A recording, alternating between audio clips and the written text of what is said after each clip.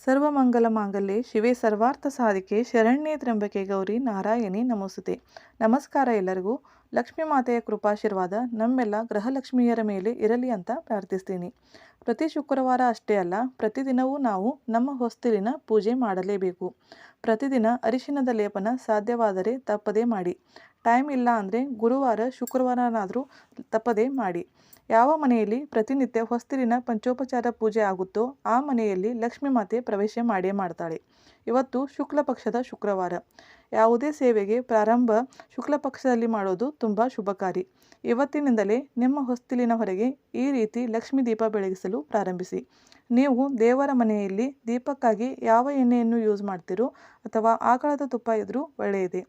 ಈ ಎಣ್ಣೆ ಅಥವಾ ತುಪ್ಪವನ್ನು ಒಂದು ಮಣ್ಣಿನ ಹಣತೆಗೆ ಹಾಕಿ ಅದರಲ್ಲಿ 2 ಲವಂಗವನ್ನು ಹಾಕಿ. ಲವಂಗಕ್ಕೆ ಮೇಲೆ ಹೂ ಇರಬೇಕು ಅಂತಹ ಲವಂಗನೇ ಯೂಸ್ ಮಾಡಿ.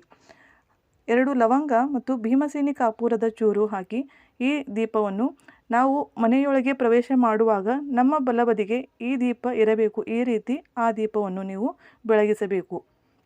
ಮುಸ್ಸಂಜೆಯ ಹೊತ್ತಿನಲ್ಲಿ ಈ ದೀಪವನ್ನು ಬೆಳಗಿಸಿಡಿ. ಬೆಳಿಗ್ಗೆ 6:30ಯಿಂದ 7:00 ಕೂಡ ಲಕ್ಷ್ಮೀ ಮಾತೆ ನಮ್ಮ ಮನೆಯಲ್ಲಿ ಪ್ರವೇಶಿಸುವ ಸಮಯ. ಸಾಧ್ಯವಾದರೆ ಬೆಳಿಗ್ಗೆ ಕೂಡ ಬೆಳಗಿಸಬಹುದು.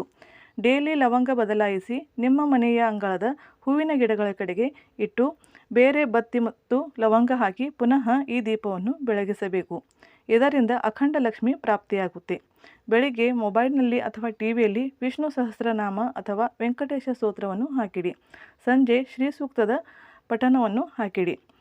ನಿಮ್ಮ ಮನೆಯಲ್ಲಿ ಈ ಸೇವೆಗಳಿಂದ ಆಗುವ ಸಕಾರಾತ್ಮಕ ಲಹರಿಗಳನ್ನು ನೀವು ಸ್ವತಃ ಅನುಭವಿಸ್ತೀರಿ.